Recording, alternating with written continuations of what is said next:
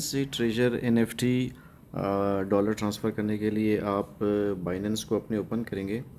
इसमें जब आप बाइनेंस ओपन करेंगे तो आप अभी मेरे पास जैसे $151 है, मैं किसी ट्रेजर NFT अकाउंट में $100 सेंड करना चाहता हूँ, तो सिंपल मैं यहाँ पे एसेट्स में आऊँगा। बॉटम में आप देख रहे हैं राइट साइड पे बॉटम में एसेट्स है। एसेट्स पे जाने के बाद आप फंडिंग में जाएंगे, ठीक है। ऊपर ऑप्शन है ओवरव्यू है, स्पॉट है, आप फंडिंग में जाएंगे। फंडिंग में जाने के बाद फिर यहाँ पे आपके पास एक ऑप्शन आता है ट्रांसफ़र का।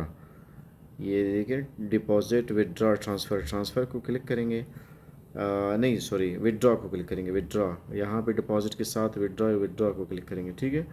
ऊपर आपके पास ऑप्शन है सर्च हिस्ट्री में USDT है, नॉट, अगर इनमें से जो भी था, लेकिन आपने USDT को क्लिक करना है।